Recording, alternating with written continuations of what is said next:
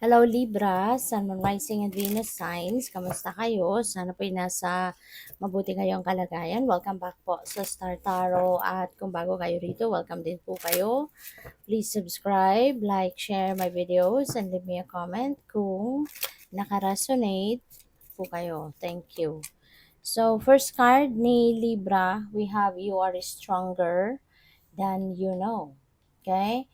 So, alam mo, baka ngayon magkakaroon ka ng baka sa ngayon magkakaroon ka ng um, realization, na kaya ko din pala. Kaya ko din palang lumaban, kaya ko din palang panindigan, kaya ko din palang hanapan ng solusyon, problema. So, maaring ngayon, merong mga pangyayari na dito mo marirealize ang mga bagay na ito. Kaya, you are going to gain more confidence sa sarili mo, mas tataas ngayon self-esteem mo, yung ganon, no? We also have get some rest. Okay? Get some rest kasi baka kayo ay napapagod na din. Baka kayo ay talaga namang siguro stressed out na kayo, no? Maaaring nai-stress ka physically, mentally, emotionally, 'di ba? Kaya inaanyayahan kayo dito na magpahinga ka din. Okay? Get some rest, get some time para na makapag-ano ka din naman, makahinga, no? Take a breather, yung ganon. Okay? Kasi kailangan natin 'yun. Ba? Lalo na sa mga panahon ngayon na medyo, there are so much stress happening, stressful situations happening. So, para hindi kayo basta-basta maaapektuhan ng mga kaganapang ito, hindi kayo may stress. So, kailangan balanse tayo. Nasa balanse tayo. Kasi when we are in balance, hindi tayo basta-bastang mawiwindang, hindi tayo basta-bastang mamumroblema, 'di ba? Kahit may problema man, pero alam mo yung pakiramdam mo magaan pa rin. Kasi alam mo, confident ka na masosolusyunan mo 'yan, yung mga gano'n. So, importante na nasa balanse tayo. Kaya isa sa mga paraan para maibalik mo yung balanse sa buhay mo, pahinga, self-care, 'di ba? Yung mga gano'n. So, new exercise program, ayan. So, maaaring ito din yung isa sa mga agenda mo sa ngayon, to engage in a new exercise program. Okay? To engage in a new exercise program, to um, tawag dito, to siguro make, or baka ang iba sa inyo, na-pick up ko dito, baka nag-hire kayo ng, kumbaga, parang consultant, gano'n, that can guide you, no, sa exercise or sa pag-maintain ng inyong well-being. Baka meron kayong mga fitness instructor, yung mga ganyan, or baka nag-enroll lang iba sa inyo sa gym, yung gano'n ba, para alam mo yun, disiplina. Kasi iba talaga, di ba?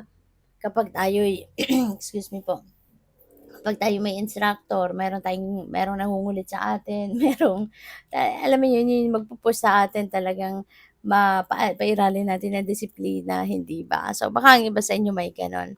Parental care, ayan. So, may ibang iba sa inyo, magulang na talaga, as in you are hands-on parents, mga ganyan, Or, siguro hands-on ka sa pag-aalaga sa inyong mga anak, may mga anak kayo, kung hindi man baka you have a parent or parents under your care, 'di ba? Kayo naman ngayon yung nag-aalaga sa kanila, sa mga magulang mo, puwedeng gano'n ang ganap.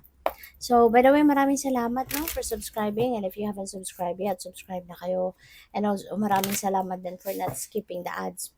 Malaking bagay po yan sa akin. And also, please click the join button sa baba ng video kung gusto po ninyo na mag-join kayo sa membership. Okay? Salamat po. So, we have King of Pentacles. Napakaswerte mo, napakaganda. Kasi si King of Pentacles, this is someone, na nasa tugatog na siya ng tagumpay, is very successful, very wealthy. Kaya maaaring ganun kayo. No? Maybe you are going to embody the energy of King of Pentacles sa ngayon. So, baka kayo ay yayamanin na, wealthy na, meron kayong very successful na money, career, and finances area of life, yung ganon. So, you're very prosperous, very abundant. Siguro na kayo,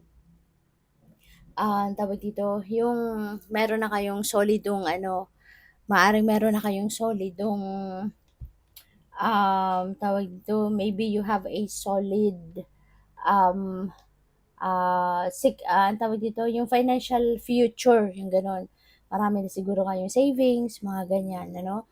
At pupuwede rin ano, for others of you kasi iba-iba tayo ng sitwasyon. Baka merong mga lucrative job offers, lucrative, career opportunity or mga business opportunity na dadating sa inyo din sa ngayon, 'no. So, pupuwedeng may gano'n din, kaya good luck sa'yo.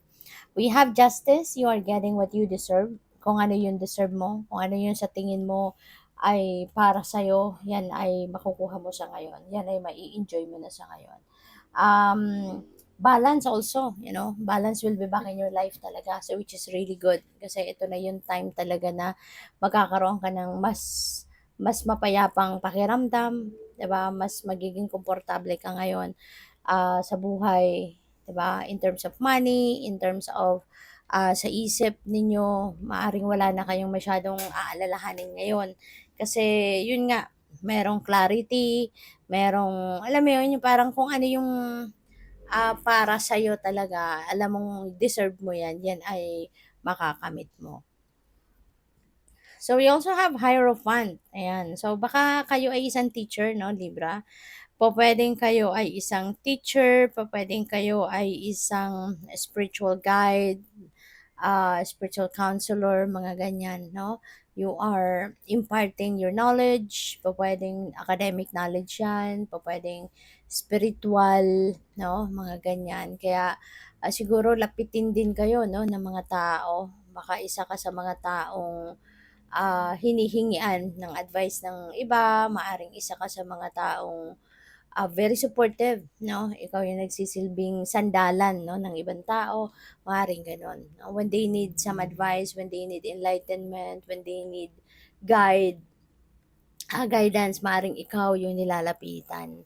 We also have the full energy. New beginning ito, Libra. Maaaring ang iba sa inyo is going to start something new in your life. Pwedeng bagong relationship, trabaho, career, negosyo, pwedeng ganon. And pwedeng baka meron kayong sisimulan bagong tulad nito, exercise program, yung ganon, ano, baka meron kayong sisimulang bagong adventure, anything, no, na bago. Maaring excited kayo sa ngayon. And yeah, definitely for some of you, you're going to take the leap of faith. May mga bagay kayo ngayon na gagawin na handa na kayong i-explore. Samantalang dati, nagdadalawang isip kayong gawin yan, dati takot kayong gawin yan, yung mga ganyan ba? But now, you are going to take chances, no? You're going to take risk. Handa na kayong sumubok. So, good luck sa'yo. Thank you for watching Love and Light. Namaste.